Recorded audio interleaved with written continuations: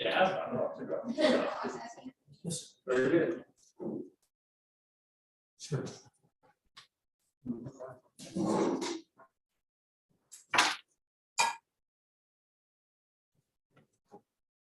Okay, you do.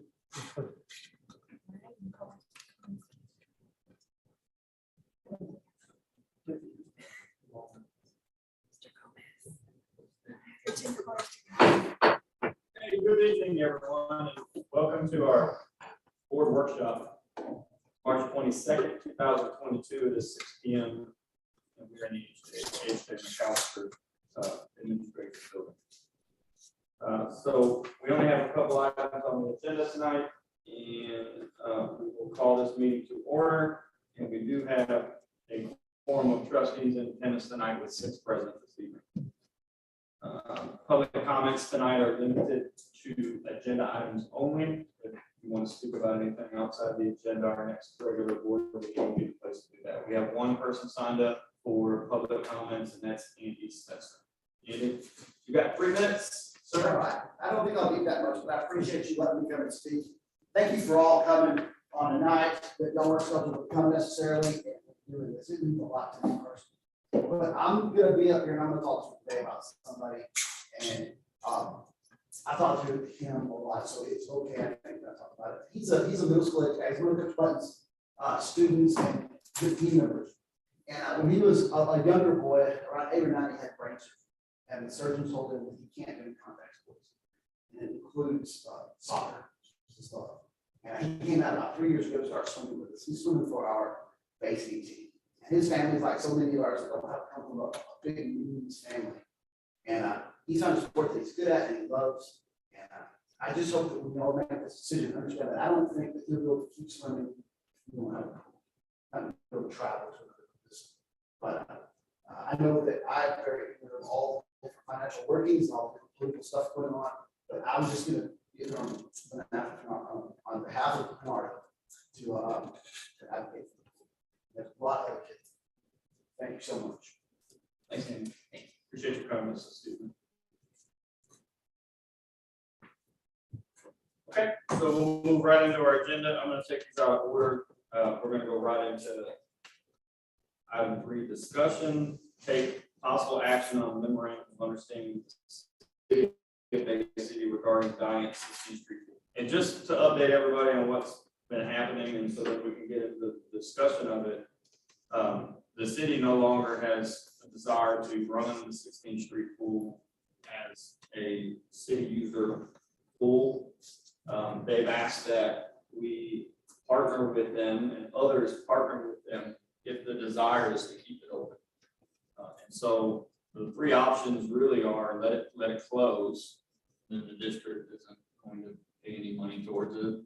The city isn't going to pay any money towards it, and it just goes away, right? We don't have a pool that our swimmers can swim in if that happens. And then alternatively, also the Aquacats and other swim programs in the area don't have anything. What they've asked for though is, so they have a budget item, and it's like $12,000 or $13,000 a month is what it costs them to run the pool. And we are the main users of that pool. I think they have 20 users from the city that use it in any month. The Aquacats use it during their seasons, and Family Lake is putting together, or has a swim team now that's getting pretty good. And so they're users of it as well. So what they've asked for is that we pay half the maintenance costs for the pool, which comes out to about $6,250. I believe they're going to a fee or permit system with the Aquacats, which they do with all of their nonprofit rec sports that are non-UIL. So the soccer association pays the youth Hardeman, and all the other associations pay. So they'll have a permit fee, and I don't know what that fee is. And also they're going to speak to Van Vleck, who uses the pool about half as much as we are, to try to get Van Vleck to pay some money to be able to use the pool as well. Whatever's left, they're going to pay. And so it's still their people maintaining it, and chemicals and gas. We're just going to pay $62.50 a month to keep that pool open year round, so that our swimmers and athletes can use the pool. It's going to be a short-term agreement if we agree on one. And so tonight there is no memorandum to sign. Basically, all we're asking is, what do we want to do? Do we want to shut it down, we want to go into them for a short-term period until we can figure out what our long-term solution is. Whether it's an aquatic center that's scaled up, scaled down, whether it's putting money into the 16th Street pool and actually doing that, or building something ourselves. We don't have to make that decision tonight, but in the short, near term, we do need something for our swimmers. The final option is we just take it from them, assume all liabilities, responsibilities, and costs for it. And so that number is twice plus chemicals plus personnel plus everything else that goes with it. So that's the gist of it. I'll open the floor for discussion or any questions, and I don't have all the answers to the questions. So, but what are your thoughts? Say short term, what does that mean? They're thinking 2 years, but anything that we agree to, I mean, I would be okay with a year-by-year agreement, but their thought is 2 years. They have some debt that they can bond in the neighborhood of $3.5 million in the year 2025. That can be earmarked towards renovating that pool or towards an aquatic center or towards something else or not use it all. So short term is about 2 years. We will split the cost as far as timing and scheduling. That can be cheap for our team swim that are conflict. We would be the only users. And then if the Aquacats pay whatever their agreement is, they would be the only other users. And then Van Dyke plays, they would be the only other users. So the scheduling of it would be almost exactly the same. I don't believe that they want to allow any day use or city personnel use of the pool. It is my belief.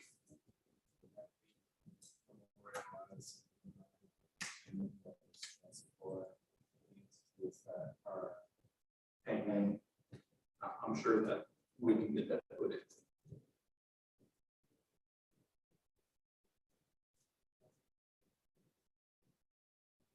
We don't have to take the low amount, see a lot of improvement.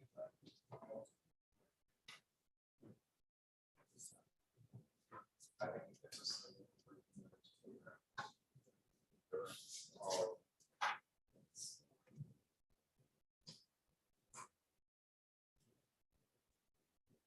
I feel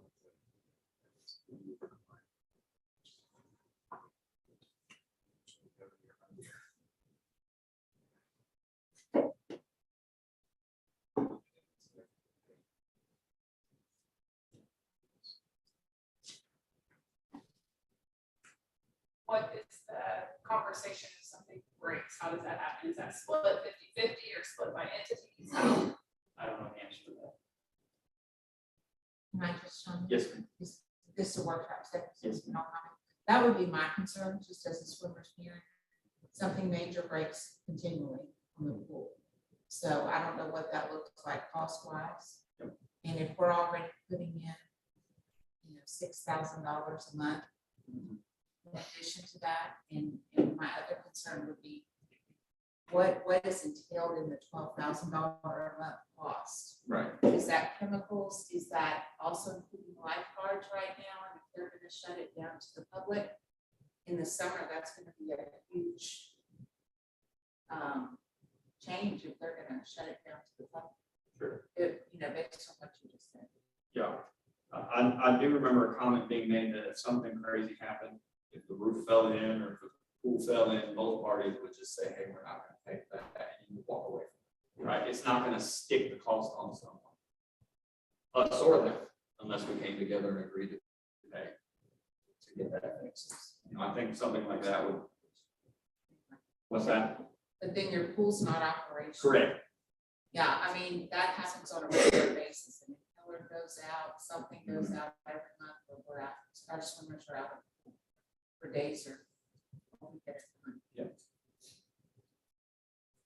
I think, conversely, if we don't at least to try this or do this, then our swimmers are out of the pool 100% of it. Sure. Then we can get to start. They will drive them somewhere, but that's not. Lifeguards, I was told, obviously there's no lifeguards when no one's there, but whoever is hosting the event would be responsible for providing either the cost of the lifeguard or the lifeguards themselves. Aquacats had an event, they would provide a lifeguard or pay, reimburse for whoever provided a lifeguard. you know, we have. That's what we do now. So that's not even an issue, and if we have a swim meet where we've got, you know, 4 teams there, we're gonna provide a lifeguard. Which blew my mind, we have swimmers who need a lifeguard. I guess if they have a medical emergency in the pool, we gotta have somebody fall by the pool, right? You don't want to see it, right? But, when's our season start again? We just finished, right? You know, we've got a couple of junior high kids in the back.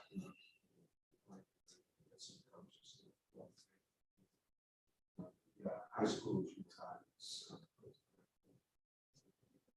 Started. I'd like to start over.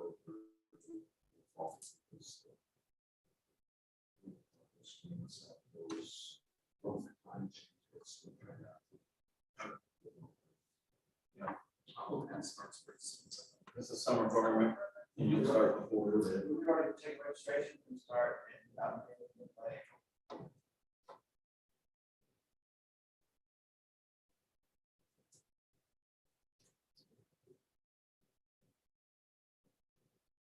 You have thoughts or So questions? this is just an action, put together something for us to round approving. We're not officially approving memorandum, I'm gonna ask for a motion that says that we will enter into discussion with the city on coming up with a memorandum. And if we all agree in principle that it needs to be year by year, which I heard multiple times, you know, then we can include that in our motion and bring that memorandum back to the board the first Monday in April. And the motion may be allow the superintendent to discuss with the city administration. And they will just direct him what comments this season. That needs to look like. Trustee Robinson, you got a question?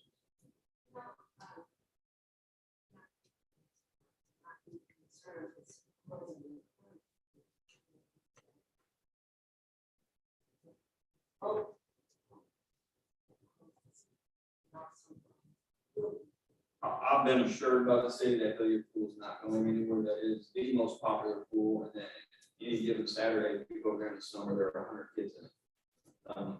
Their idea is that they get money available to actually put heater over there in that pool or something and actually get it better. But that would be between residents of the city to make sure that that happens.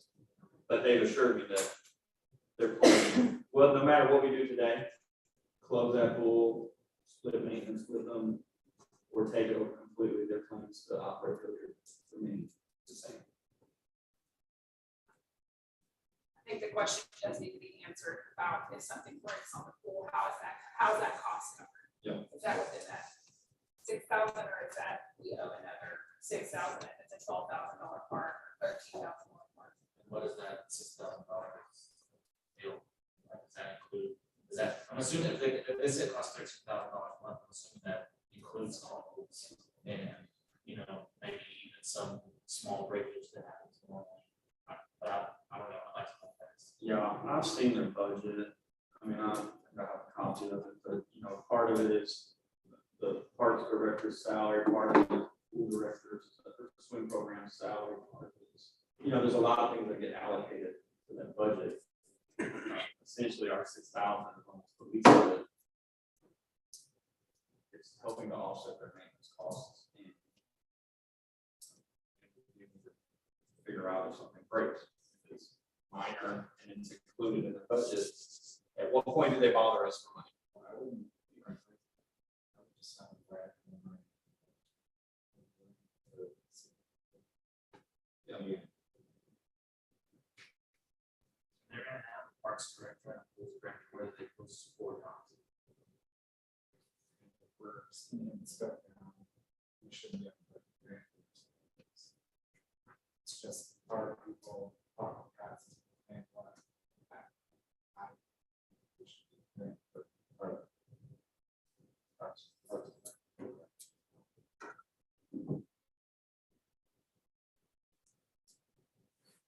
but we don't exactly what goes into the pool budget. Yeah. I just allocate a lot of stuff over to it.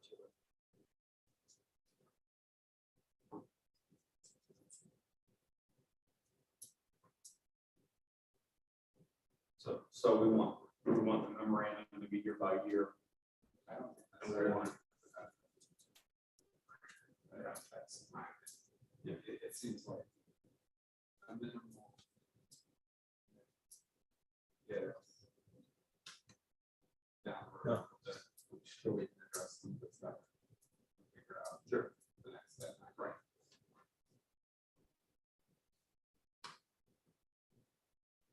Dr. Scott, do you have any thoughts? Thank you for inviting me to the conversation. Always a good conversation.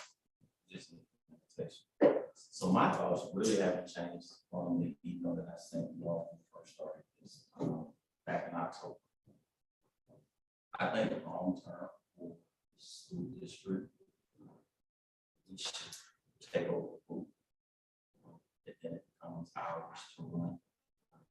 We've already gotten the financial pieces from financial MNO to actually do this. So do we just want to kind of use a Band-Aid approach to this and just hobble along for the next 2 years? We actually want to build a structure that you can actually probably keep at least 10, 15, and let the debt roll off, that the district actually has to do something different. Long term, that's the best solution. Short term, I don't have a concern with this. I do think it only needs to be a 12-month deal. If you go into when you see how that actually works. But we have to know exactly what we're getting for 6,000. And maybe word it to where if at any time during that year, if we want to take it over, really, that's an option. You know, that way we're not, we don't have to wait a year if we don't want to, but we can't. I'm opposed to that. Well, I know, yeah, so that we, especially that word. So I would say worst case scenario, if you go into this deal, it's only with the city. And let's say something major happens. And the city says, well, we don't want to touch it, we don't want to fix it. I would ask for what's our obligation for fixing it for our kids. I mean, basically, we're going to do this essentially for our students. Which I'm always saying, we're getting some help with the operational pieces, but if it does break or something major happens, and the city's not providing the services for the citizens, they're just kind of helping us do this and go for our kids. I'm really not opposed to this agreement, this move that the president's talking about. I don't know, probably just do it.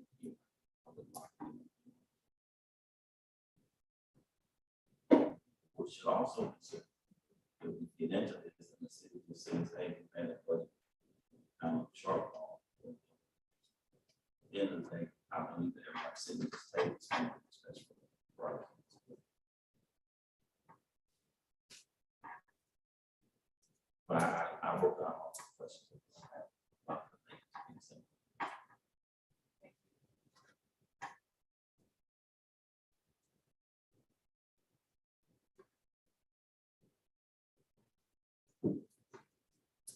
You have questions?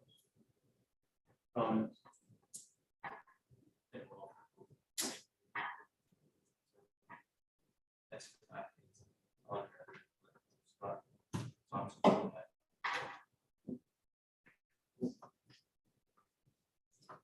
Right, so the motion needs to be, and I'll just make it, I'll make a motion to authorize the superintendent to engage the city in an annual review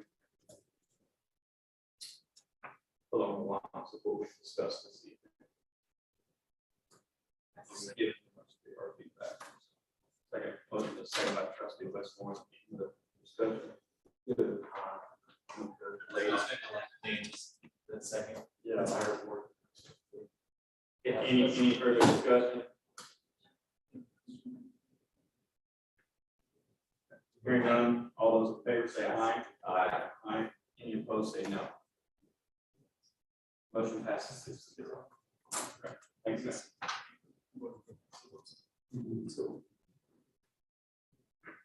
All right. I guess I have to next time, so this start off.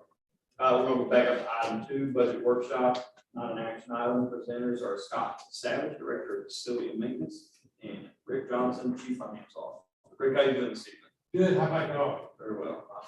Good. This is a PowerPoint based on kind of where we are right now. Some information, it's a little bit of historical information for each of y'all each year. So we go through it and then there's any questions. Hopefully, I know we'll have a good discussion. Everybody can keep this in their mind at all times. We're dealing with the budget. Biggest impact on the school budget is payroll and benefits. And for Bay City ISD, our budget for payroll and benefits is 78% of the total, of which 30,158,000 represents that amount. And then all other expenditures in the local budget total about 90 or 22%.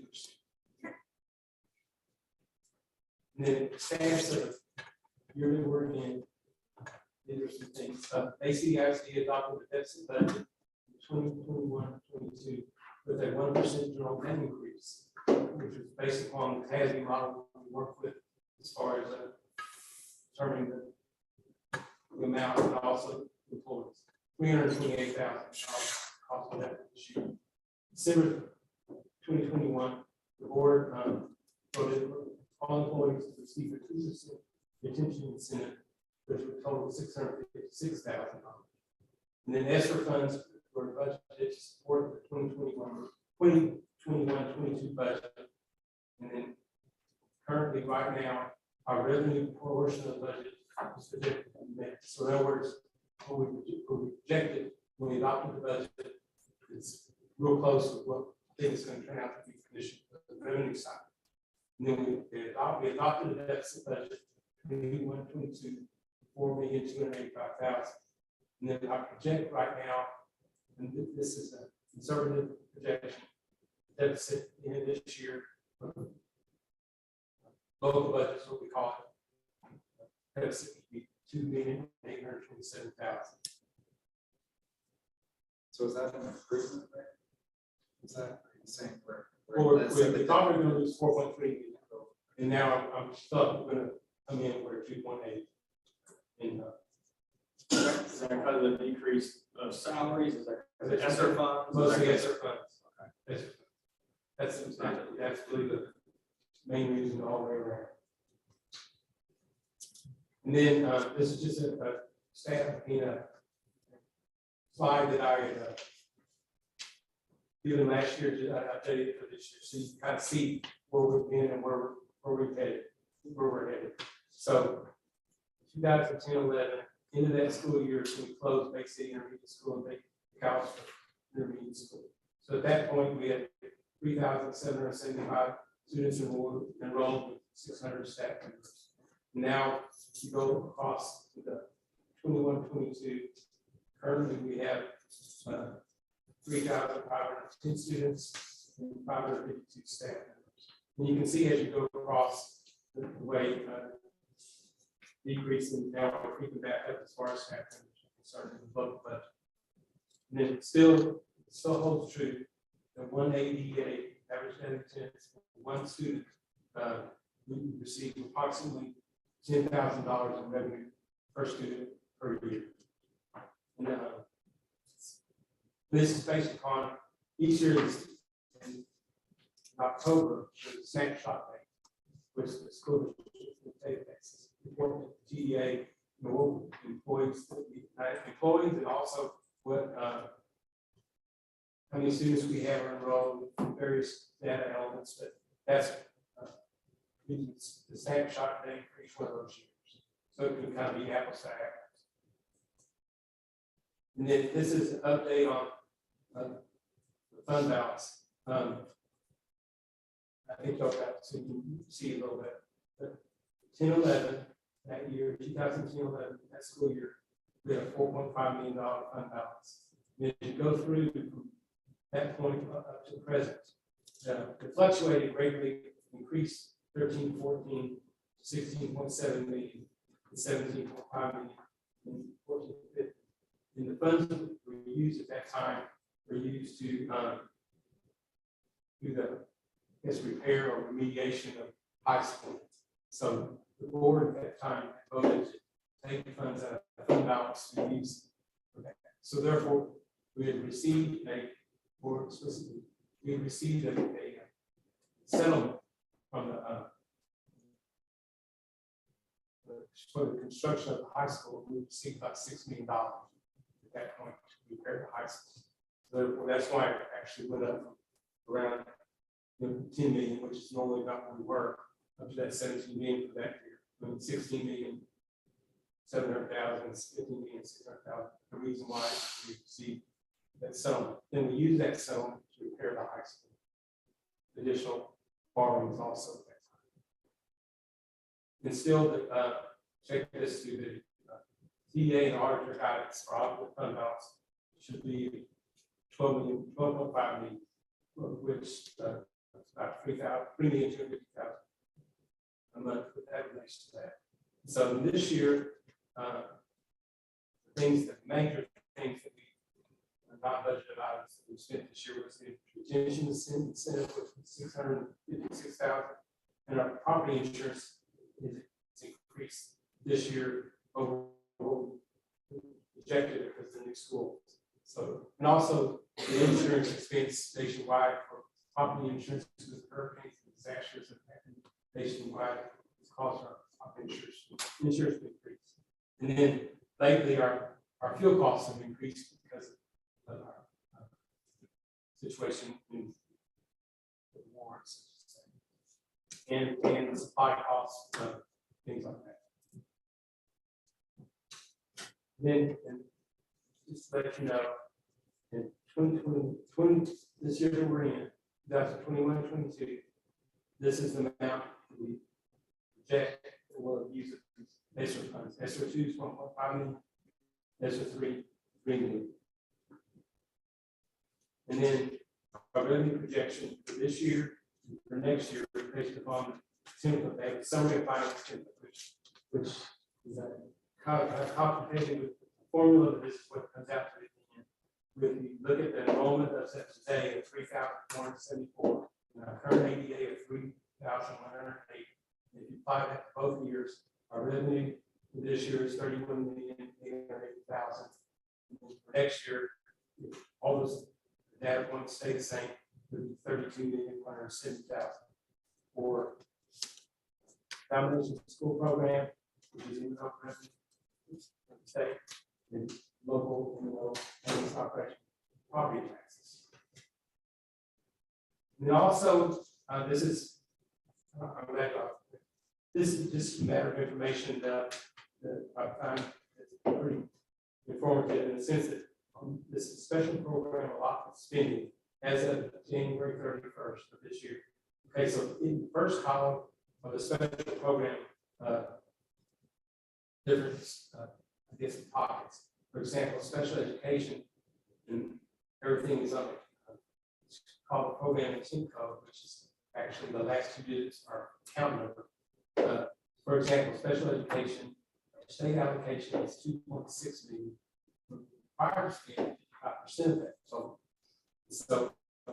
the spending requirement of that 2.6 million is 1.4 million, almost 1.5. But we budgeted to spend 3.3 million. We're spending more than our state allocation on special education in our budget. And the actual expenditures for end of January 31st is 2.3 million. But then we have kind of projected what I think is going to occur in the months from February through June. We'll spend 1.4 million. So therefore, our projected expenditures for the year for special ed, for example, 3.7 million. And then what we're concerned about always is auditors and this financial people is that we're going to meet the state requirements. So that's how that works. And each one of the special programs, it's like the copy of bilingual, career tech, early education, CC, which is a career. That's the second. CCMR is like career outcome, but anyway, military readiness, and gifted and talented G2. So those are different. Just wanted to show you that information, just kind of over and above what I normally do, to kind of show you where we're spending our money in this special program. Okay, that's what I have for you today.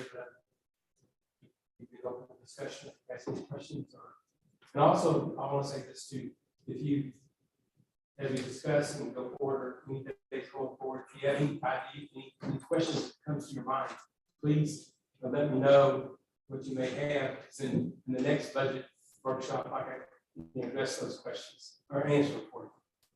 And so this is. So that's why. Right, I have a question. Yes, sir. Well, the required spending in the budget just sticks out. So we didn't even budget spend the required amount.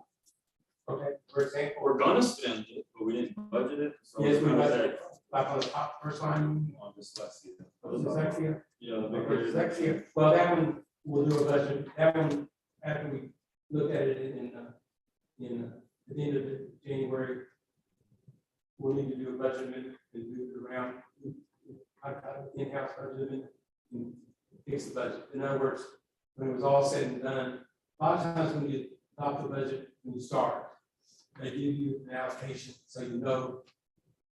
But then as the summary finances added, as we do work that template, go month to month in the year, then they'll allocate more money than they did at the beginning. So the budget amount for $39,000 probably met the requirement at that time when we adopted the budget. But then with our student counts, then it's a real time template in the sense that our populations each month changes. This whole thing changes every month to month. So we're short $6,000 there. We'll do a budget and not with the board within our current budget, in the sense that, for example, the state looks at program 10 codes, otherwise we call it PIC codes. So therefore, we'll take something from, we'll just budget increase the budget to make it work. And as far as the TA is concerned, they're not actually concerned about what we budgeted really. What they're concerned about is what we spend. So therefore, if we spend 100% of dyslexia, which is our allotment to be $45,584. And right now, I think it'd be $45,700, but we'll be okay. But these are things that we look at each month going forward, so that we can adjust accordingly, in the sense that at the end of the year, we don't have surprise. So the state allocation numbers change constantly. Every time they run the summer plan, not very much. I mean, they do change. It all depends on needs. So like for example, your populations, like they'll say, okay, for bilingual, that they'll say, they'll give us an allocation on bilingual, say use 350 students that are in the bilingual program. But actually it turns out to be 404. So then the allocation during the year will be that figure. Then by the time you get to April, team submissions and things like that, then all of a sudden, that's why you have to watch it, because the bilingual amount, it's a good example, it'll jump up because actual students born, another number is born. But like, they may have on their template, their payment, use 350. So then just, So with that, so quick question, for me, is this a financial question or a program question?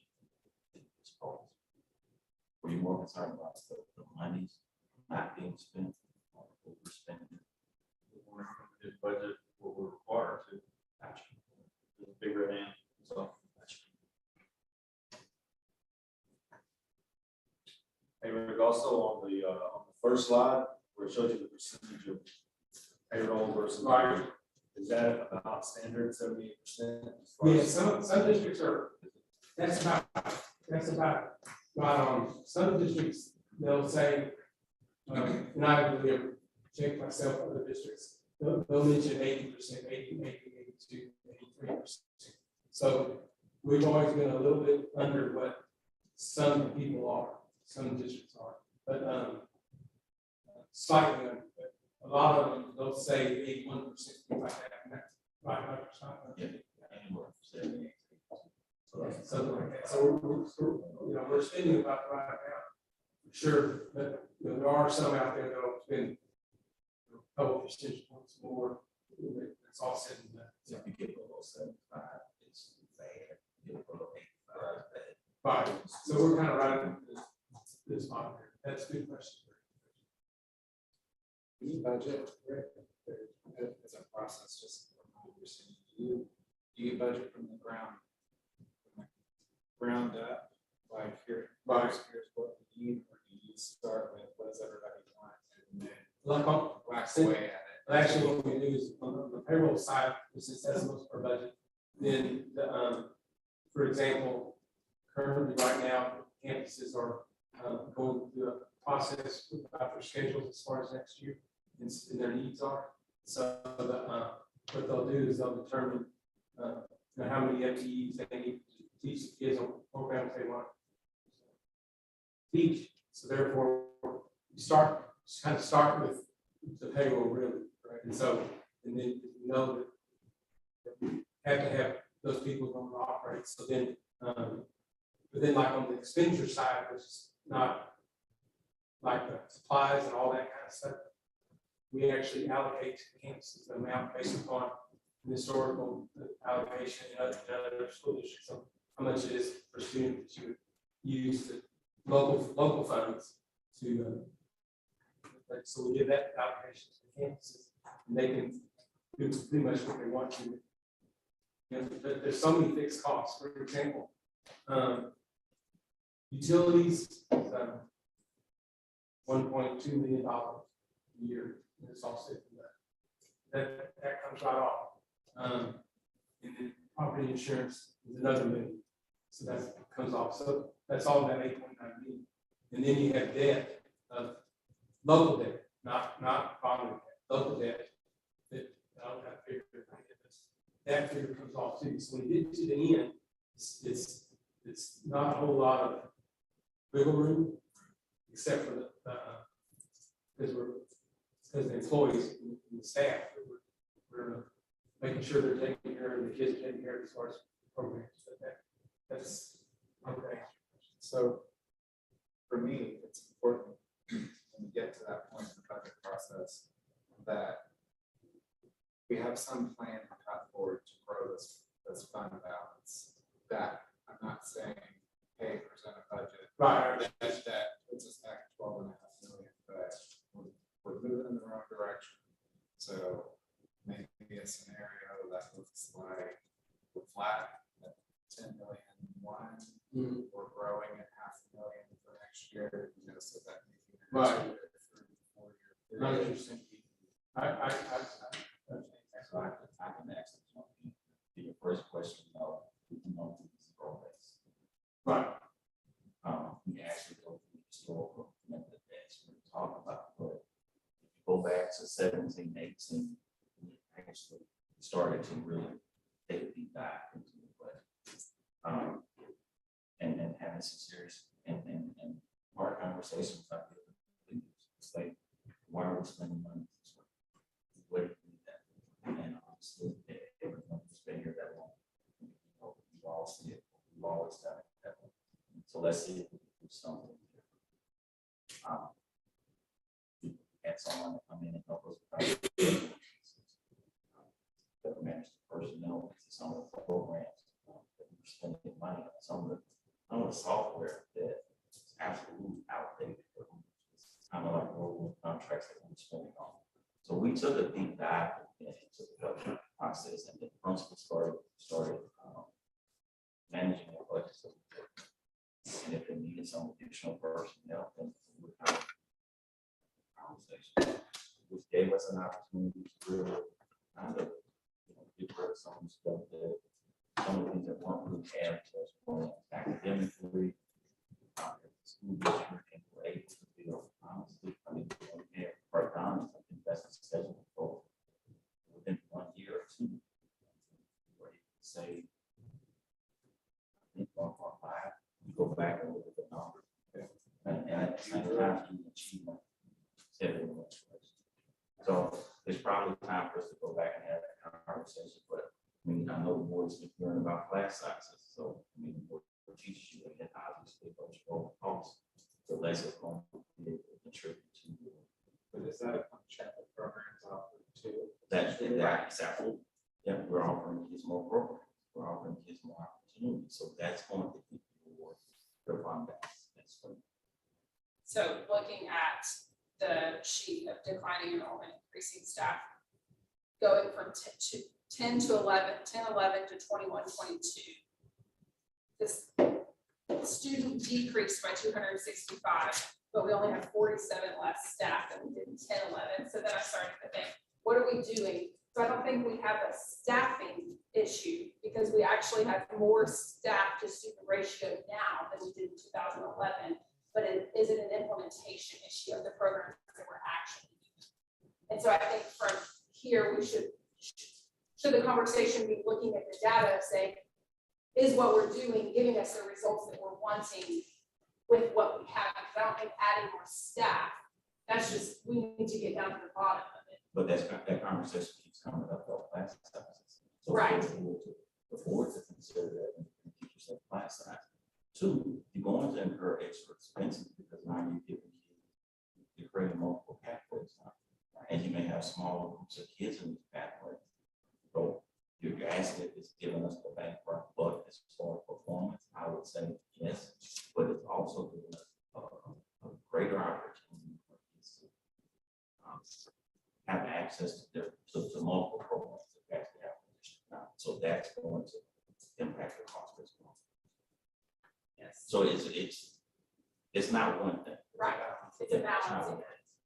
And I think having lower class sizes, if we're not implementing what the programs that you're putting in place and that Lisa Moy is working on in curriculum, if we're not doing those the way they're supposed to be implemented, then lower class sizes isn't going to change the problem. So I think we need to look at implementation and put a hold on, do we need more teachers? Yes, we have big class sizes, but are they really big when we look across the state? Are we pretty average of where our class sizes are? Or do we have such big class sizes that we go look at any other district, not talking about surrounding districts, just districts across the state? I think our class sizes are pretty average. But I would question it there because a lot of those schools don't offer specialized programs and CTEs that we actually offer. We offer kids a lot in this school. We take high school.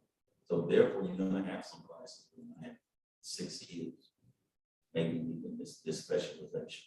Is it going to give you return on the money that you're investing just from a business principle? The answer is no. But then how do you take that program from those 6 to 8 kids that you actually have? Eventually, if you have 3 or 4 of those programs, you know, bankrupt. So if you want to look at the offerings that we have for kids, those that may not, they may just have smaller enrollments there. But is it worth it for the district to say, and this one doesn't have it, let's say, well, if we only had 6 kids in the building, we want to take that program away, even though we're probably spending a little more money and investing more money in it than getting in return for the $10,000 per student.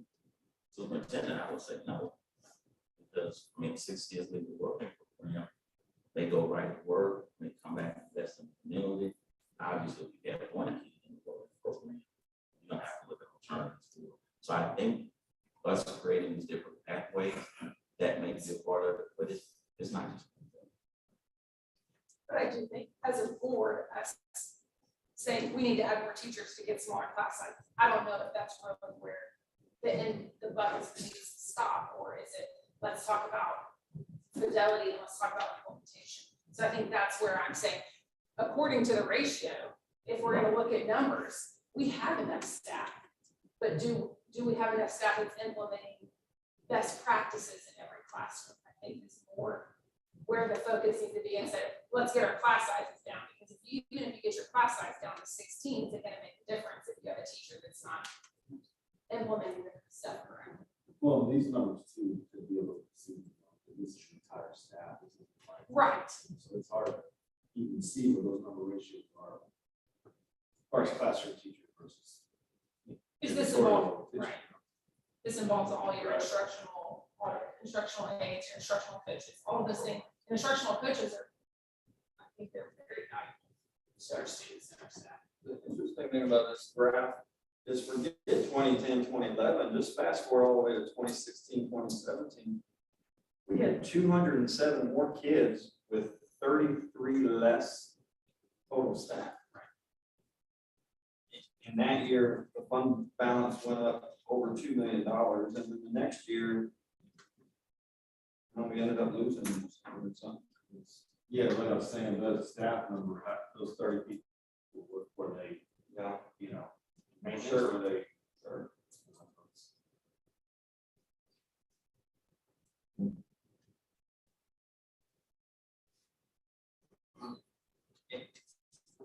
And there's two enrollment numbers, 21, 22. So which one is it? Because later in on revenues, M&O revenue, we have 3474.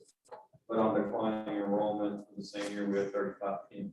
Okay, 3510 was Snapshot. snapshot date, Okay, which is back in October or when that? October. 34, that says last 2 weeks ago. Almost 40 less students.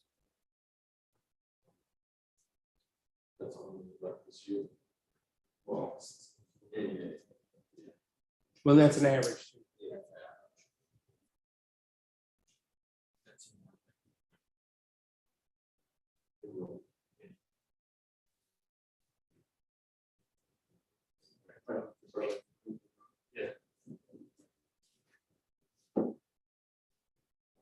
Priscilla, do you have any thoughts?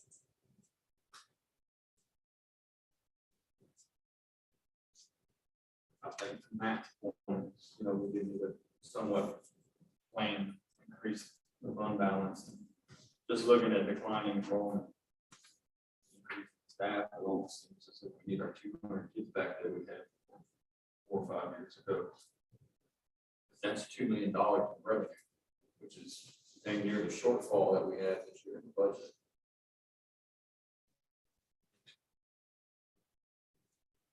I think to Dr. Scott's point, we're off way more.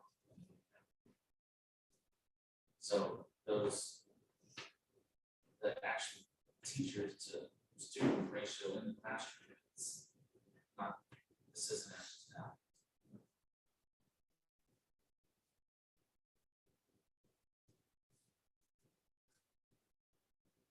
She'll start taking place. No. Be part of all the programs that we do that. Enjoy the awesomeness that is. We've got a lot of amazing programs, we need more kids in them.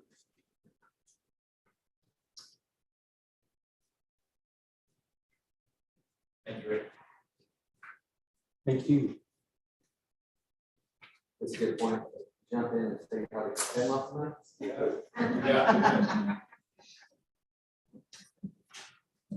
Let's start off with a fun fact. So I guess the average home, probably remember when you're at 1 to 2 AC air conditioning filters. They all change every roughly 3 months or so. We have 853 among the 5 schools. Change every 3 months. Is that a fun fact every time I was back whenever I saw that number. What are you doing with your job?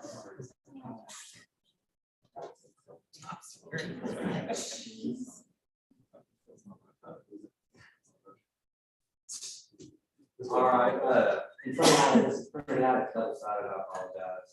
In front and back. I think I have one extra copy if anybody wants. Good evening, everybody. We'll jump into the first facility update proposal, which y'all have seen. The new roof covering on the junior high auditorium that y'all actually approved last budget year. And then the director left. So that original quote was right at $750,000. That also included the the boys gym that's there. As y'all know, the prices have gone up. I took the boys gym off, and now it's roughly $700,000 just to re-roof the auditorium alone. so correct me if I'm wrong, Mr. Johnson, but $765,927 was approved in last year's budget. So, It's in there. okay, and even more depressing news, the chiller that is there at the junior high auditorium is limping along. It's actually from 1995. I call it the Screaming Eagle. If you step outside, you probably can hear it from here. And the boiler is from 1986, and it has not performed the past 3 years. So the only way I can see justifying putting a new roof on it is if we put a new chiller and boiler. That's the only way to make it useful. It is working right now, but it needs $40,000 for free on. I'm hoping it's going to survive through the summer. If I was able to order a chiller today, it's a 40-week lead time. So we'll be next. So that's the first depressing slide. So roughly $360,000 will need a budget approval, that's approval for 2023 to get the auditorium up where it's operational. And my question, there was already an investment inside of that building prior to all this. So we already have equipment or lights or something. Lights, all the stage lighting was updated, the air handlers were updated, on a lot outside of my bed. The black box, it's a flash on the side, that's a pretty neat cold feeder, that's all brand new. It's all being leaked on. We have leaks everywhere in the whole facility. Some drops, drywall should rock there, come down. So it's a desperate need of roof. Any questions before I move on to the next slide? We're still going to talk about auditorium, I just have 2 more slides on. While we're fixing the auditorium to make it functional, it has the original, I mean not original, but some very old small seating inside. I'm actually meeting with a seating company tomorrow to get a more accurate bid, just to see what it would be. But that's a rough number to have new carpet installed, paint the whole inside of the facility. We would most likely do that in-house. Once the seats are removed, we paint it ourselves. And roughly, it has roughly 930 seats in it right now, from what I was told. I believe if we go a little bit bigger, seats could be reduced capacity, but it'd be more comfortable. So I'm gonna say roughly 809. I'll visit tomorrow. I don't want to get y'all some more accurate information. That's the solution. While you're still working on the junior auditorium, the exterior doors, they're pretty shot. That is a current bid as of last week, just to have 13 doors installed in the facility. Windstorm rated doors with impact rated glass. So it's pretty easy to get a lot of money in this facility very quickly. And like Justin Murray said, I don't know what the number was, but a large amount of money was spent on it 2 to 3 years ago. Sorry, Well, and this may be not a question, I don't know if you can answer this, but who all use, I know the junior high theater uses it. I know that this facility is rented out for dance recitals, that type of thing. What other portion of the district uses? I just. To my knowledge, I don't not know. much right now. I did get the rental schedule for the summer. It was rented out 3 weekends, almost in a row. For the dance. The for dance recitals. Okay. I mean, I think if it was fixed up, it would be rented and used significantly more. I know our fair and rodeo events we had, it was all out of Nicollet. Right. So I believe it would be. It's just not spending over $1 million on it to rent it for 3 or 4 weekends in the summer. I don't know. But it is a pretty rough shape. It's got some new equipment inside, but it doesn't have the bones. And actually, I just took the slide out, the roofing company that came and looked at it. It's not including any structural repairs that might have to happen. And I have not been up on the roof, but rain can happen, there are some soft spots. So I'm not sure what it's going to entail with the structural repair on the roof once they do use it. Do you feel like any of the equipment that's in there, or some parts could be relocated? Absolutely. We just did a lighting, not really that great, but there's all the house lights here at the high school. There's probably $1 million of LED equipment sitting over to get the junior auditorium that can be retrofitted. called it upgrade LED lighting. All the equipment here, junior high computers, 2001. We actually put all the halogen bulbs in it. Last week, it was only 14 of the 64 working.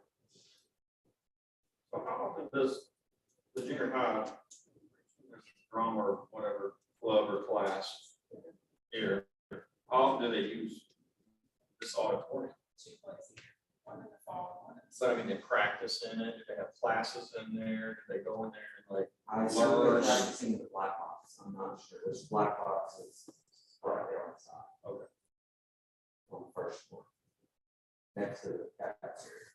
And if you don't mind me sharing, like Cherry Elementary plans on bringing Main Street Theater this year as a field trip for our little kids, so they don't have to travel all the way. So that's something that we're just discussing too, as a use for the auditorium. Since it's close to proximity. How many seats are in the high school? A little over 600. Little over 600. Approximately. My recommendation, if none of the inside would have been renovated and updated, I would not even bring this to the all percent.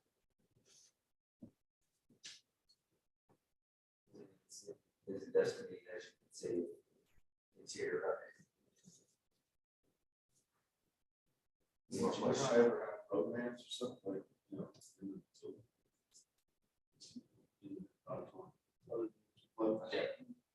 Did they ever have like, when all the kids come in? Mrs. Cummings had 2 something in the fall, I think, for all, if I'm remembering, just for my kids participating. I think it was 2 all, like they used it. But I don't. Everybody's mind is going the same place as what if our junior high drama team of theater used the high school facility, just like our high school swim team is going over to the junior high side of town.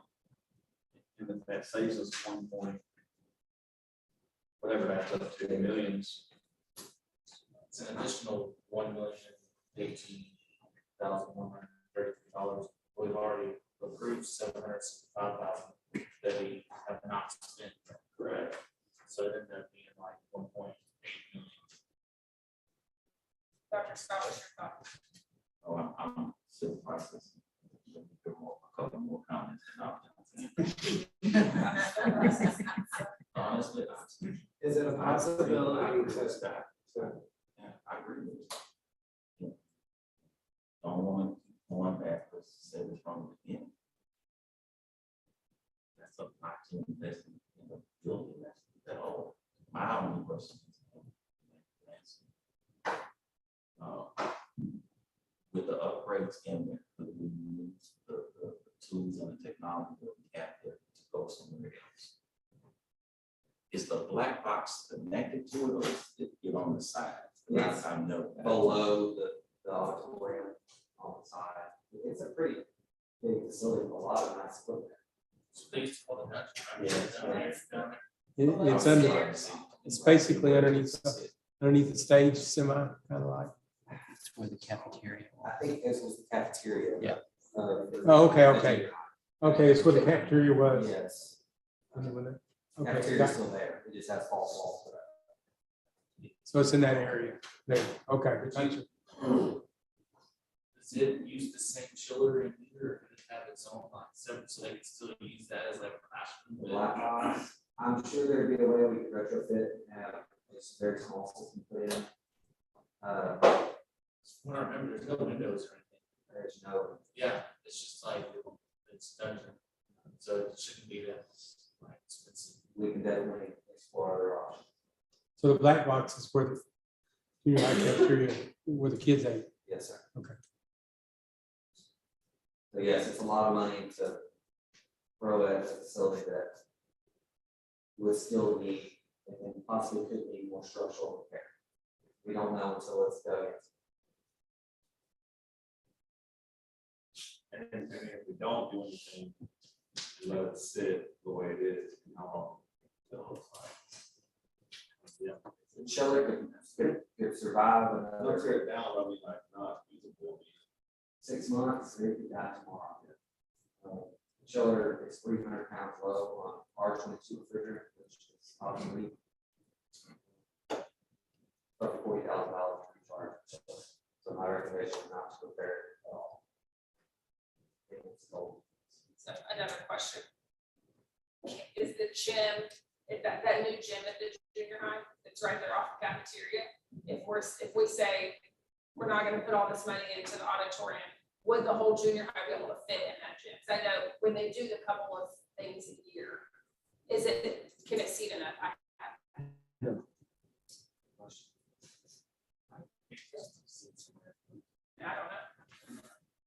And you can answer it later.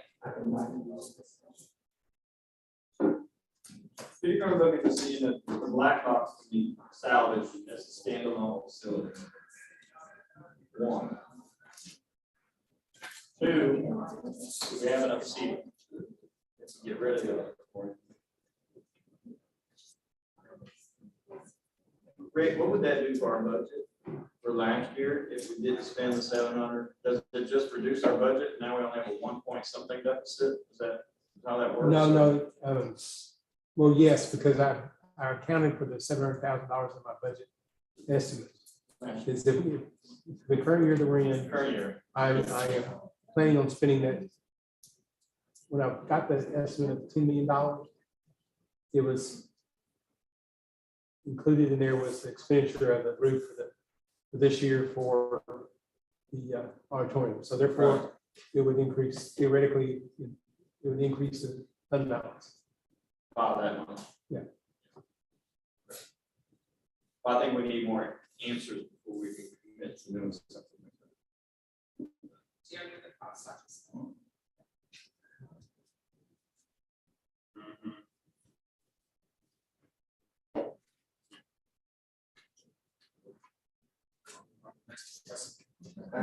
That would move into the president. Let's go to slide number 5. This is very recent news. As of today, passed all the air quality tests, the 300 City Homes School. I walked into this facility about 3 weeks ago for the first time.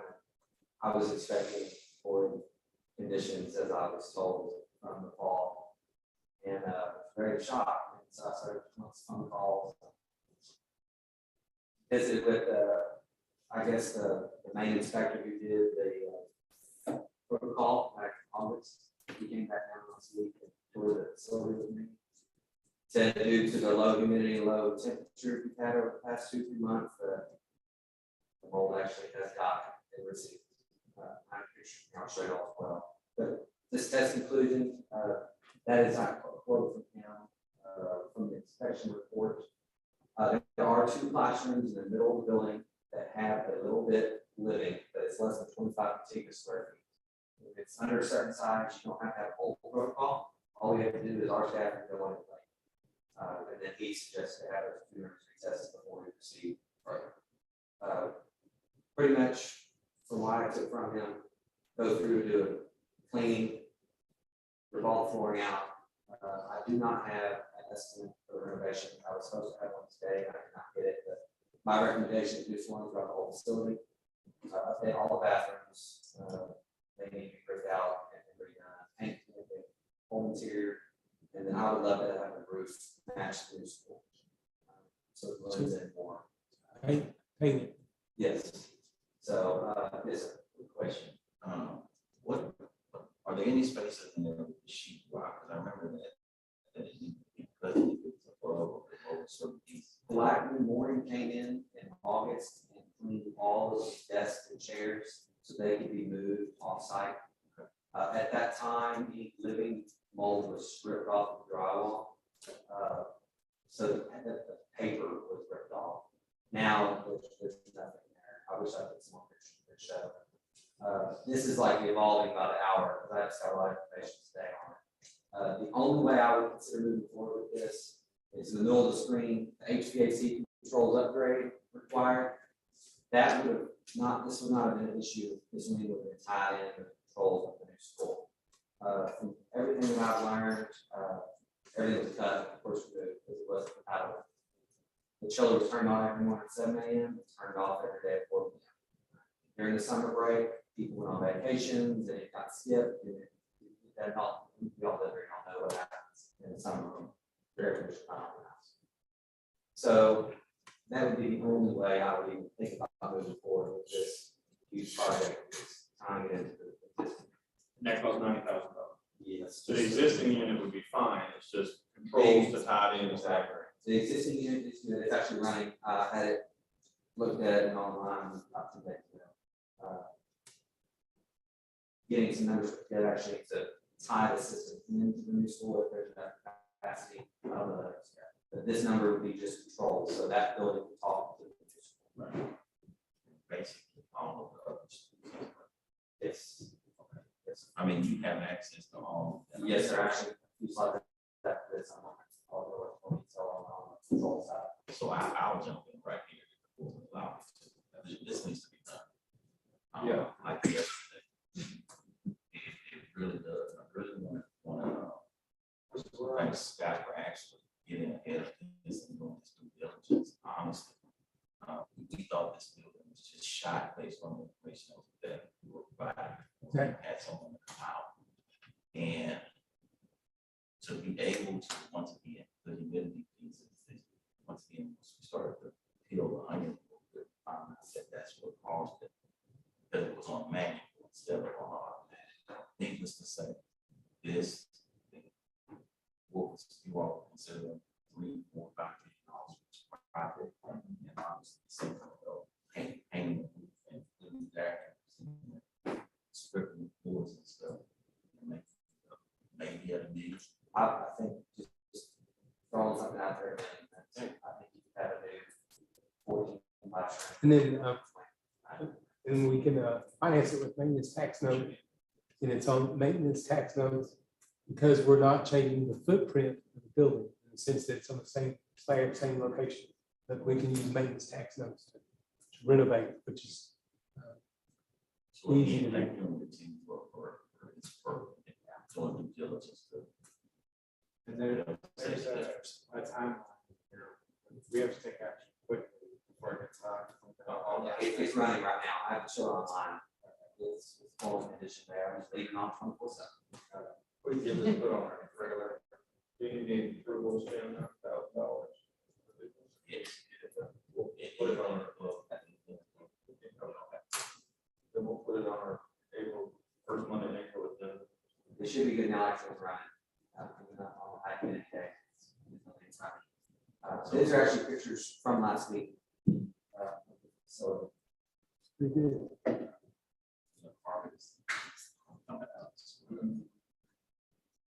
had concerns. I found some conflicting asbestos reports. So it is 100% confirmed there's no asbestos in the facility.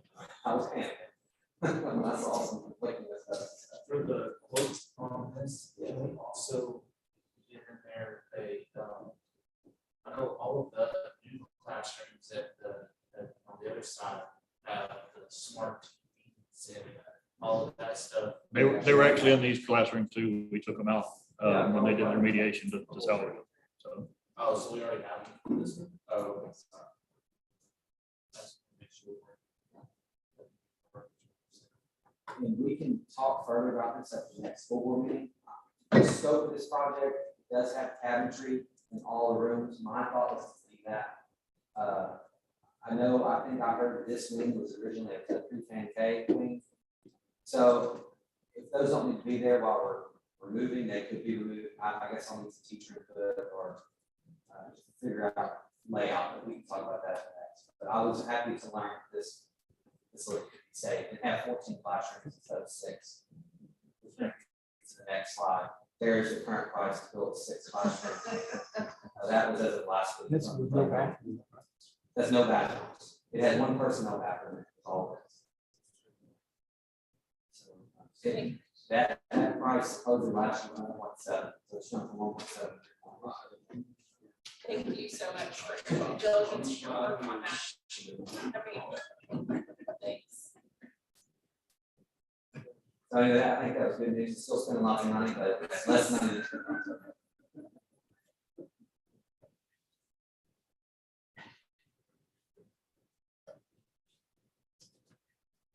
Further question on this? Okay, and this is what Dr. Scott was referring to about called BAS, it's a building automation system. Every school in campus has it.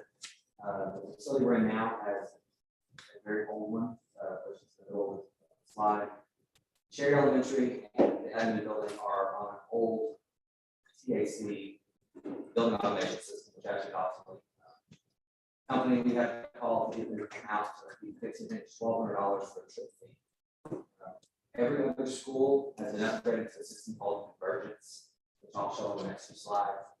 On my phone, laptop, I can log into any campus, look at every single room, check. It's really neat how you can automate and check everything, without actually go to a campus. These are the prices of last week to have Cherry Elementary and the admin updated to the new Convergence system to match the rest of the district. I wish I had a slide to show you all what this current system looks like, but I put in a slide, it looks like MS-DOS. Pretty much how it looks.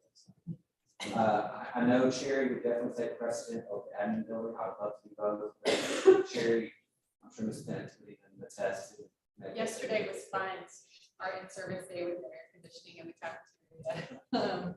But I will say Scott and his team swooped in and saved the day, but it was definitely it was a time-consuming process for he and his team. They came back and forth, obviously trying to keep from having to pay $100 or $1,200 to get the crew out here, and we're able to get it online. And this system allows, I'm trying to get the alarm set up, but if something's not right, it's in the it never was set up for any of the schools, so I had 127 alarms this morning, so tweaking. This system would allow if something kicked offline, it would let it. And the maintenance aspect of it, to me, is a priority, but the energy reduction is going to make the whole school more efficient. This is a slide that actually shows the Convergence system. It's worried for some reason on this page. This is actually the high school account room. It's got 2 huge water chillers. All those lines you see, those are water lines, and all everything else you see is electric motors. I'm able to see what every motor is using, the current, what speed it's running at. It's neat to see how the school is working. And then on the floor plan side, this is the high school first floor. You can click on each room, see how much heat's blowing, how much AC is blowing, the humidity level. It's just, it's information that is very valuable that needs to be in all our schools. So I would love to have Cherry with a minimum on this Convergence. The students, tenants, all this is 68, and all the teachers are 72. Hey. I mean, just as Yes, you Just can. as a, We usually now, when, if there's a problem, someone will call in room 101, so I can log on to see what 101 is. And I can tell if there's actually an issue or if it's something else.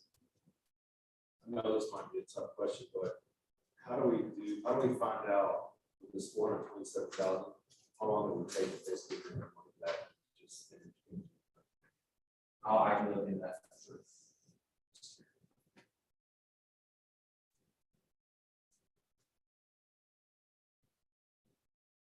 Now the high school just went through a huge controls upgrade.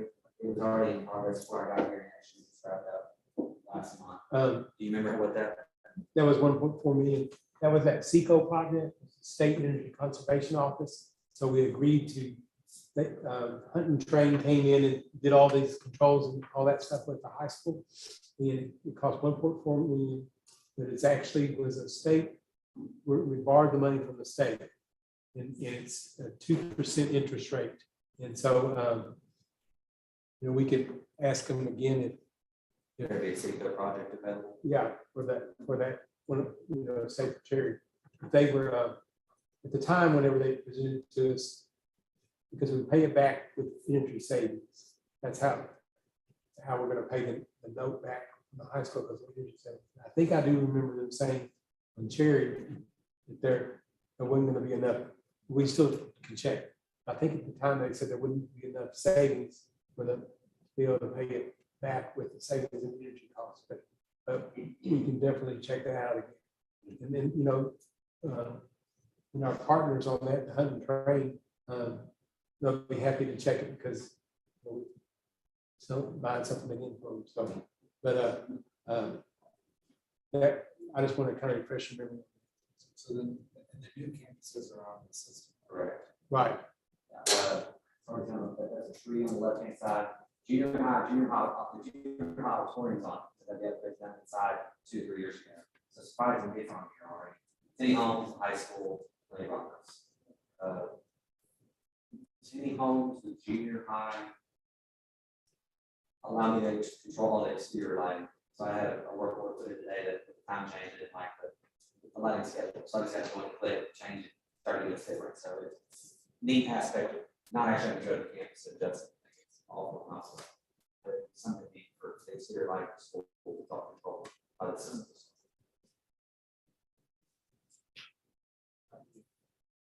We do get technical all water light on the team. Just it's next.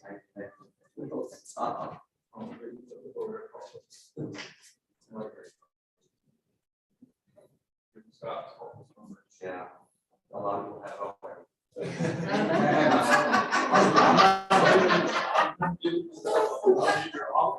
Yesterday was, I had 100 phone calls yesterday, which I don't never have. Well, yeah, I need today. Move on to demolition of the junior high stadium. I know this was presented to the board in Francis's facility study. I do have signs on all of the grandstands, right now saying danger. Do not enter. To my knowledge, there are multiple still running stairs. Basically, I see police said that they were. I thought about putting some chains up there, so jump over the chains. So we have signs posted. This is a project that is for sure a priority.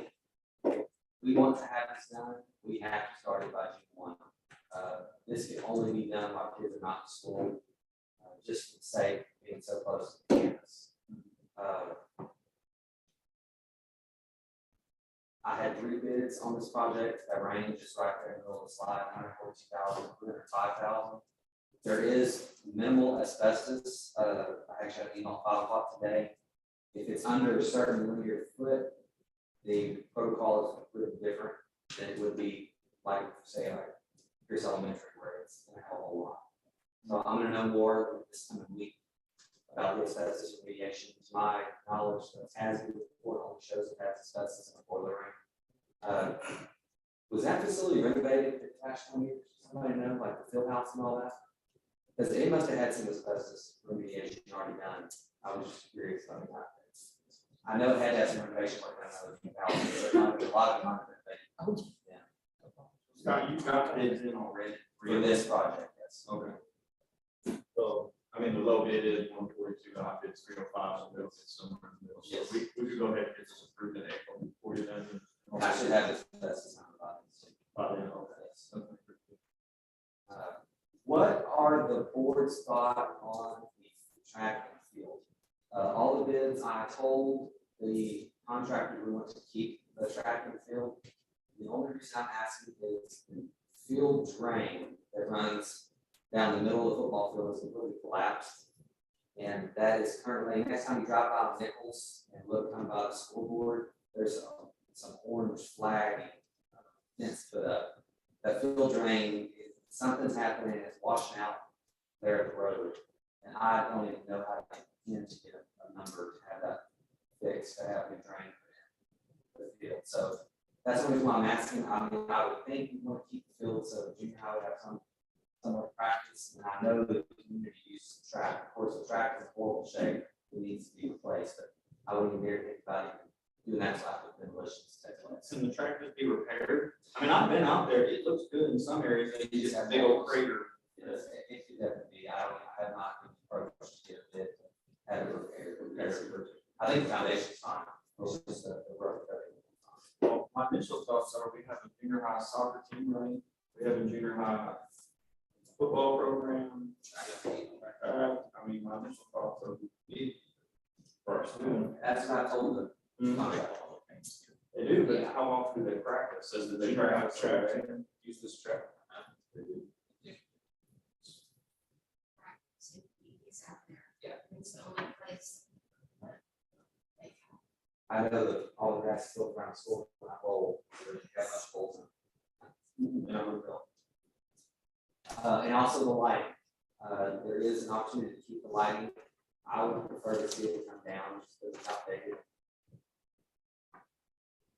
The maintenance aspect of it. I don't know if we really need a lighting out there to out the grandstand, anybody would spectate watch. So right now, I have a bid to have a light. So there's no games there because they all have their games here. It really is just practice. Just practice, I would say there's no need for lights. During the fall, it's dark at 5:30 and none of them are out for practice past 5:30. Okay, yeah, I don't disagree. I had, only thing that left me out there was the grass and the track. Field house, everything. They don't practice, that's not fair. Watch there. Junior high. Little football league or whatever. Little practice, I like the positive speak. That's correct. But that's not what I heard. I would say on the The same. facility setting, stay better. I would say take that. I know during that conversation, we had asked about taking the field houses out. If we took the field houses out, I know that's where the boys athletics, I think, houses. So boys play. Is there room in, the question was, is there room? I know right now there's a girls PE, a girls athletics, and boys PE inside. Because my kids were in that They last year, do, but girls do have a nice playroom, from what I've seen. I believe they could do, I'm not a curriculum, I'm not a principal engineer. There's gotta be a way they can do alternative periods or something to make it work. I really don't want to see the schoolhouse being say, you can say, 100,000, just trying to go it up. So, So these bids include ripping all the buildings down, the grandstands down, and the lighting or no? yes, And the lighting. It's included. Grass. it's called Grass grass and and track. grass and track. That's it. Okay. I don't have any numbers for Pierce, I'm working on it, I have one bid, I'm waiting on 2 others. This facility is full of asbestos, it has roughly 3 pages on asbestos support, and it is gonna be a huge burden to the school district. On the asbestos side, it's not gonna be just a demolition, it's gonna be all the way. I do not have any good news on this facility at all.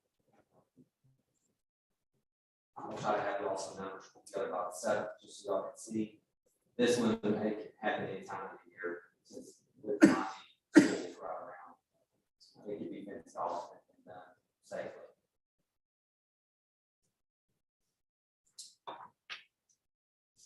This is the junior high girls gym. While the new junior high was being built, power was disconnected from the facility for roughly 4 months. That allowed moisture to come up through the floor, since there was no heating or ventilation. And it caused the floor to warp and bubble. That is a price from a vendor we use to redo the floors on a regular basis. And they walked the facility, I believe last year, and said the floor is not salvageable. They had to be completely ripped up and replaced. just, sorry, this is lack of knowledge. Is this the gym that is next to where like technology is housed? Yes. Yes. It's not connected to the junior high? Yes. Okay, thank you. Sorry about that. It's in good shape, minus the floor. It's a huge deal. Power was turned off because of, Had you disconnected, I guess it's connected to the old junior high. Instead of having temporarily connected, it was off for months. somebody from a contractor who was working or somebody from the district, or we just don't. There was a conversation before I was on the board about this building, and there was, Yeah, we had an assessment done Yeah. because what was being presented was there was some moisture that got on the board. and made it bubble. So now it's just additional information that we have that the air was turned off, makes more sense and moisture. getting on the bubble. Originally thought some kind of water tank was underneath it or water. It is hollow. I've heard there's some pumps in there, aren't able to run power. So it was a multi issue for this facility. I wanted to put it in here because just, it is a big building. I really don't know the state of the heating and ventilation there. If you put down a composite floor, like we, Like the other new elementaries. right? Would it, I wonder if it would be a lot I less. did not get quotes for that. I was just thinking of that. I could see what the number would be just for grants. I'm not sure. Is this just a gym or is there locker rooms or It anything? does have some locker rooms. So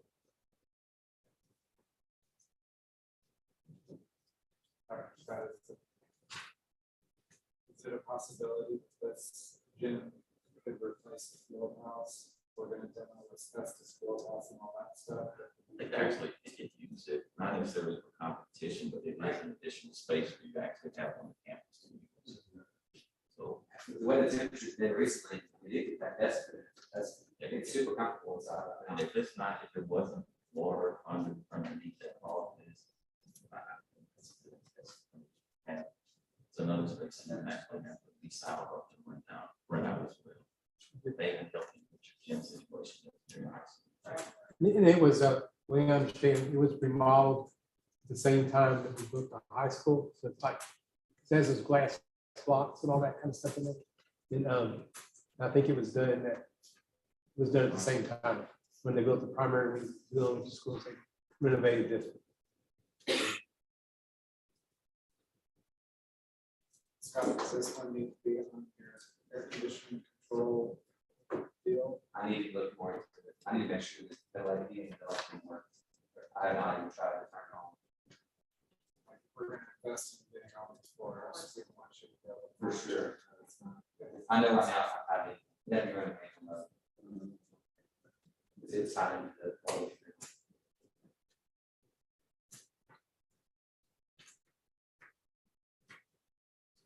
These projects are important, but they're not nearly as important as all the previous.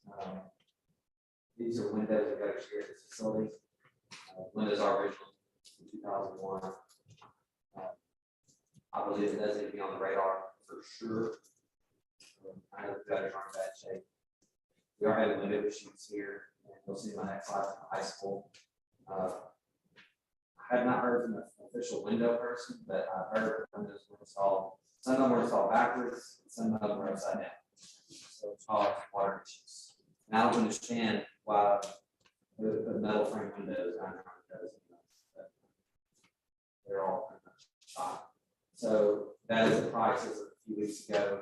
I had one storm rated, actually, in the school district now, I was told they had to be a little bit TDI, Texas Department of Insurance, impact approved windows, or of course, makes the cost too high, but that is an aluminum frame window. So you would have corrosion issues. For all the ones at the high school.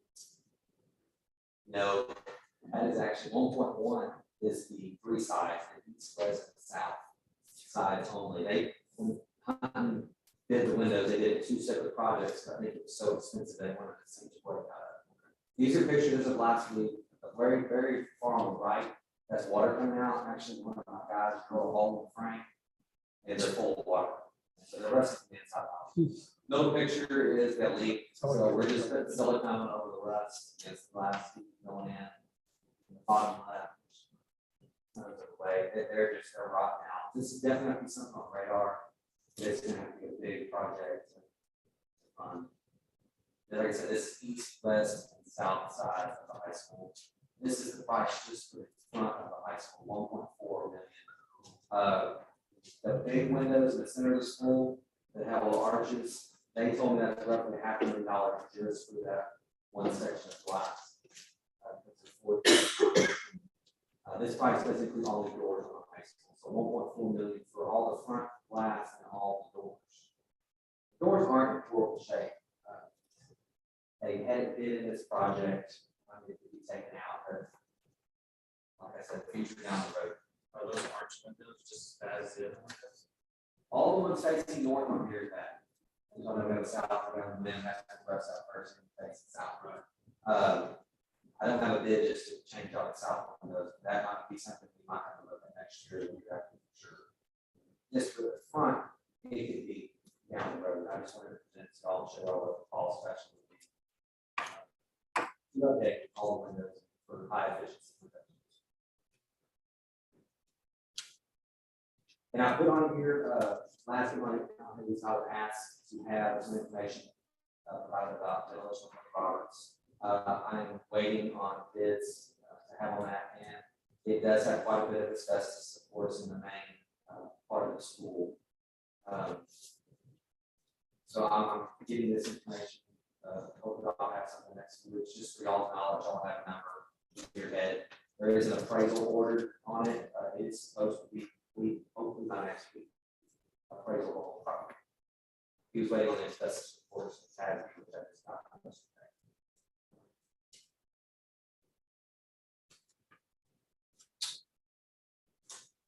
So the difference between the Lenny Roberts property and the Pierce property is we demolish Pierce, then the land just goes back to the Pierce.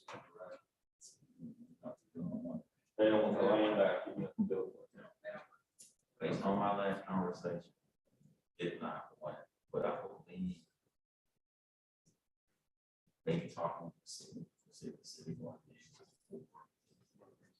Kind of different space. I said the same thing, what that is in that conversations, which one demo, we do actually have playground equipment that's in our grocery warehouse from some previous schools. And I think it would make a great space for the community.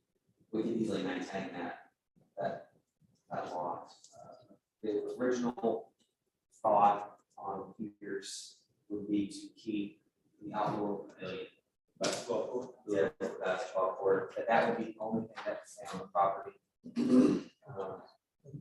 And from a maintenance standpoint, there's no buildings to maintain, there's no Exactly. insurance to maintain, it's just staff costs to mow. We clean. Right, but it's not gonna be sure with building costs, right? Is that what John said, insurance? Yeah, it'd be minimal, but it wouldn't be as much. Like playground with stuff like that, it's just a liability. Right.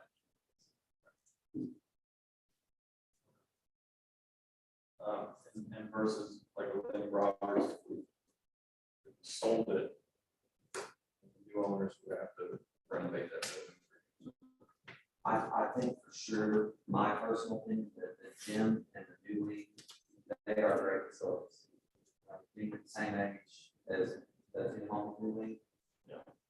There's a brand new heating ventilation system in the gym there. This is a lot of now.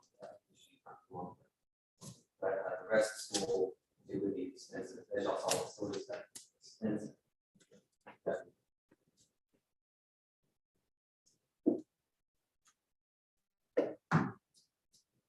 More information on need to gather, research, I wrote everything down we talked about. I'll definitely have some more information about the next school board meeting.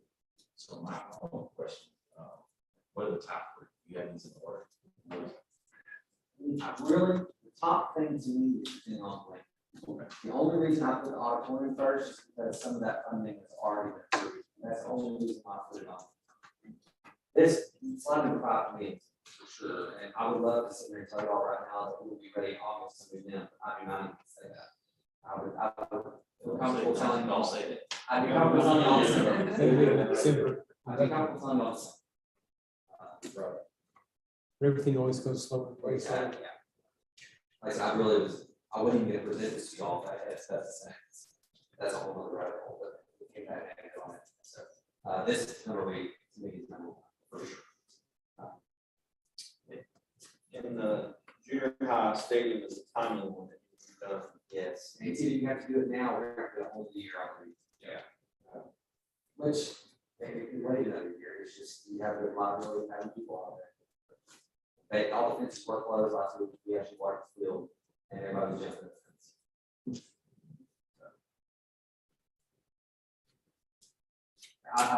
Sorry, I'm trying to get advice on junior high for you.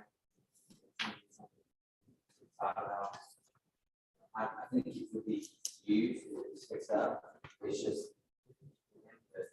I mean, just to justify. It's a lot of money.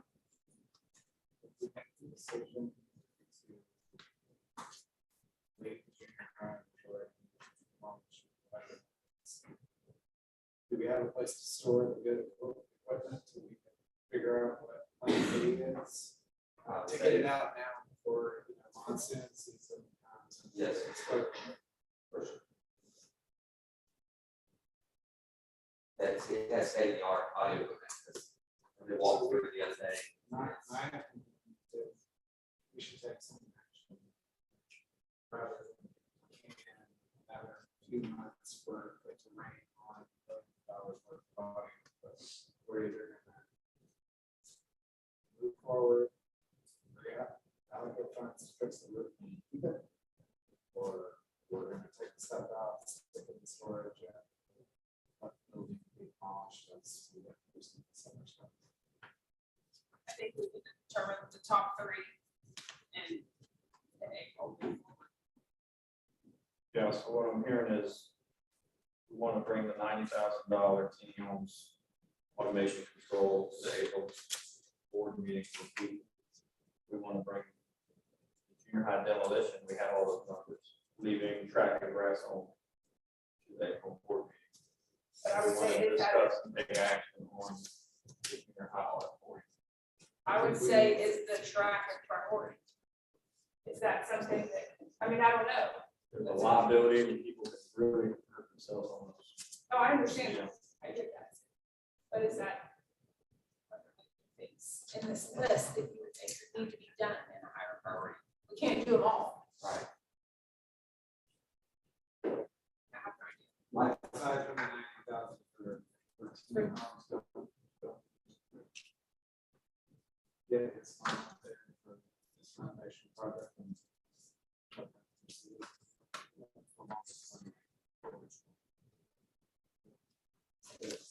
Improve the 90. Improve the 90. Right, the rest of it was. We need to do that. I would recommend the board, any homes that you just approve the project, right, and then let us move forward. And anything that comes back above, then bring it back to you, or honestly, authorize the superintendent of this project is going forward, and I can draw up. Go back to the board meeting. That's my recommendation.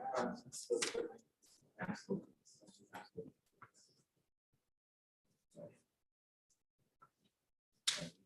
Honestly, I think, especially after the whole project, we parked it into animals to, head back and forth. Renovation, Thank you.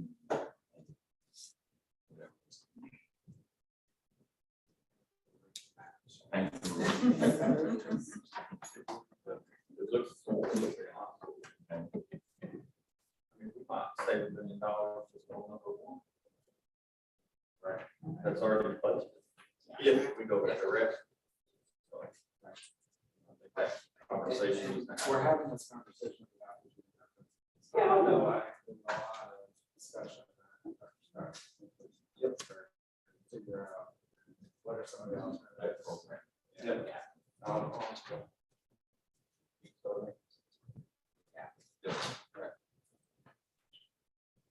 It is rented out 3 weekends this summer. At the beginning, correct? Yes. I think that's May. Well, if it's the So we dancer can side. interrupt. I think it's last 2 weeks. Last weekend. It's in May. First of June. They can go to that. So one recommendation if I can make to the board is that you're considering all these projects, not just now, not just for the next month or next year. Think about, the money that you're investing to save. It wants to be worth it. It's just my thought. And again, thank you for your team. Yeah. Specifically, because, the entire proposal for definitely 15 homes. I was happy to present this. That you had to build it, it would be great till 23, 24. Yes, ma'am. Can I ask a question about the position of the stairs in the Yes, field ma'am. house? Can we, do that in stages, like leave the field house until there's a plan? And just tear down the stairs and it's dangerous in the old field house? I'm gonna say no, but I have not visited that with the contractor. They're gonna have so much equipment to get in at one time. And safety fences, I'm gonna say it's all we got. I know mobilization and demobilization is a big cost when it comes to contractors. I understand that, it's just. Yeah. My understanding is that it's lower.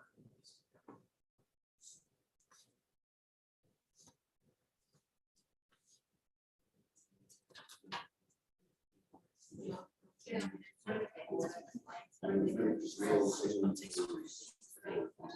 Yeah, Dr. Scott wants to visit with the junior high teams to see if there's a plan.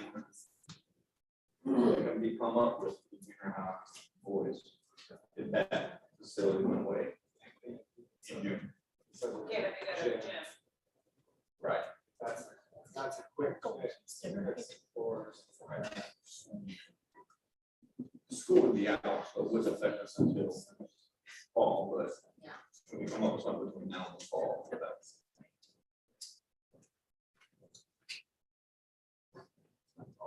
No. I mean, if we were to use the girls' gym for like, part of like a weight room or something, the floors still need to be replaced, or if we just use the floors as is.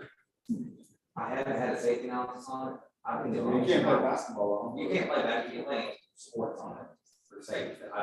You can use the facility for other activities.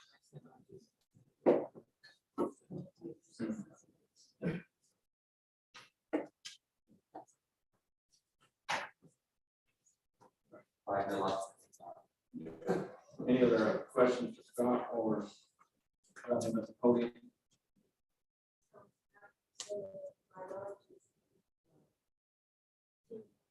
Yes, ma'am. I'm still gonna have to say probably the auditorium. Either moving forward or moving away. After that, then let's know the junior high stadium, just for the timeliness. We do that or postpone it a year. Of course, I put in my face for updating Cherry, building automation system. That's extremely high on my list. Yes, the school is currently working, air conditioning wise. Parts are obsolete. I don't think it lasts another year to get correct tomorrow. I don't know. It is costly to have their technician back. So this time on my list, there's so many other things that need to be done. So.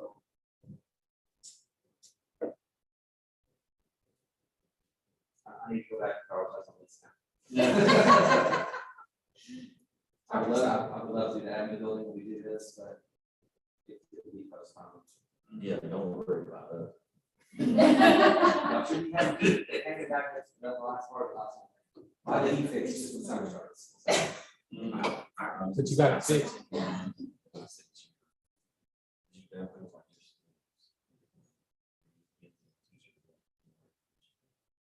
So I would recommend. Come here, top two. Kenny Owens and then Jerry.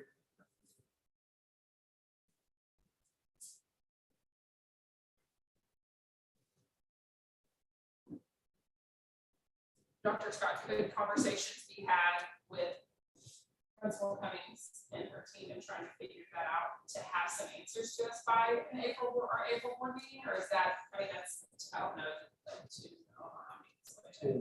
Is that too quick to where we can make a decision? Because if we say, if we can figure it out and say, let's tear it down, and that can move us on down the line. Or let's, what we're gonna do with that, I think kind of determines as well where we head with our priority number 3. Priority. We're just talking about schedule. Yes. For the kids. A place for the kids. I'm here for sports, like football, not necessarily the PE, but we need all those questions answered. Right. And then theater practice at the high school, what would that look like for the theater department over there? Right, I know we had that conversation with my team. Lisa, we never talked about. And you, the board, have to change its policy. To go transfer. Yeah, there's something. Really talk about put them practicing there, but actually holding there. So that was my question, is, I mean, if you just say you tear auditorium down there in the dungeon, or is it below it? Is it part of the building or is it kind of sitting off to the side? It is under different fund. Okay, So it is probably that's, that's, Just to have some answers so we can make some decisions around the auditorium, if possible in April, I think would be. We put it on the agenda and then get all the information. If we can't make a decision, we can table it next week. But at least we can get as much done in April as we can. I think we should try to do that because I've been here, it's just the fact that it's been raining. Yeah. So why are we just gonna let that rain go?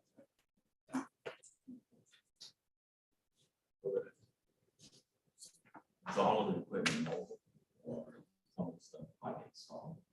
I would say it's 90% small. So I have monetary value that's fixed to some of their hammers. I'd say move that.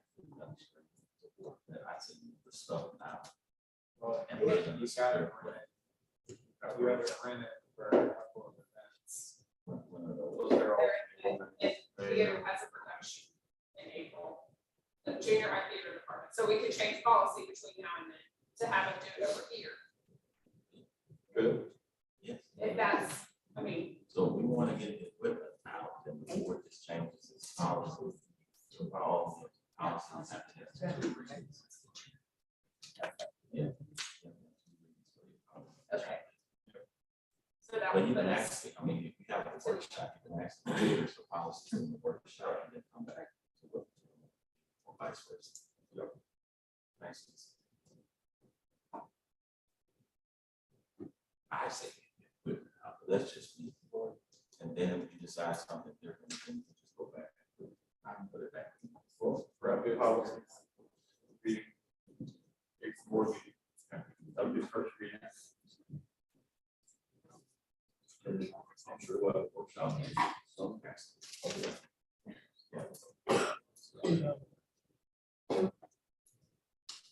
anything else on the facility proposal? So Dr. Scott, the question did come up, all of the kids at junior high, all the students fit into the new gym for assemblies and they cannot. I texted this. She said they have. In the new gym, all 6 staff to do. They also have an North Gym that's full as well. So they have 2 full functional gyms. Right. once you get the numbers for Pierce and Lenny Roberts, could you share that with us, just so we have an idea of what we're. I think I'm gonna have frequency getting demo numbers, it's gonna be as fast as the effective numbers. The same company do both? Or they contract out a separate company? There's some that do both. I'm not traveled that far yet.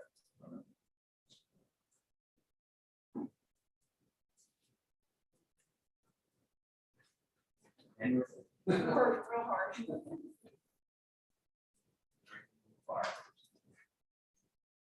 yesterday I was there.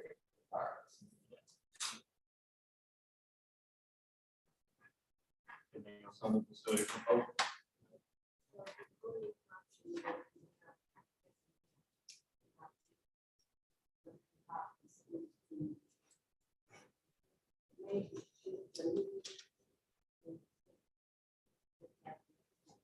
I'm having to bid it separately.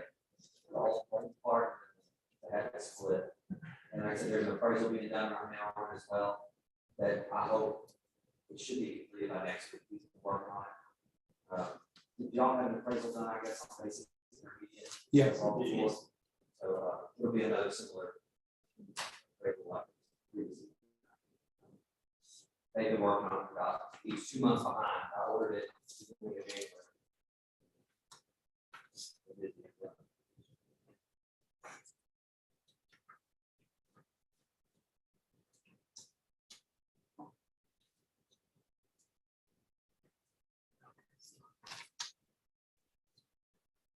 Anything else on the proposal?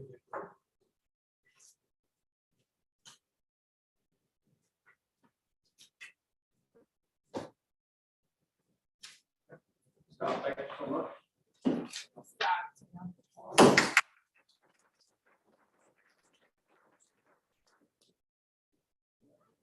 So we will come back in 2 weeks, have our regular board meeting. We'll have 3 or 4 items from this facility proposal in. So as we can get information to the board, obviously send that to Dr. Scott. Dr. Scott, if you can get information to the board, try to get our questions answered ahead of time. Send your questions to Dr. Scott. He'll collect them and send the answers out to the entire board. That'll help facilitate the conversation a lot better and a lot more clarity as we come the next meeting to talk about those projects. So, with that being said, Dr. Scott, any final comments? We'll be adjourned. That's our last item. Our chief communications officer. Great.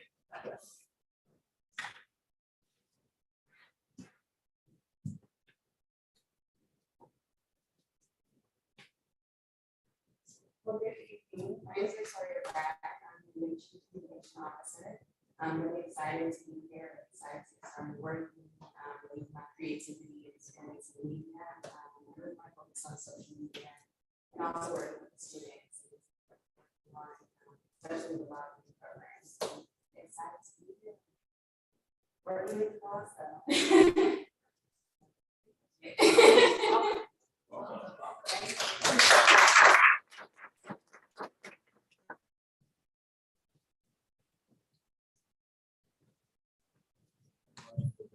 Motion's been made by trustee West.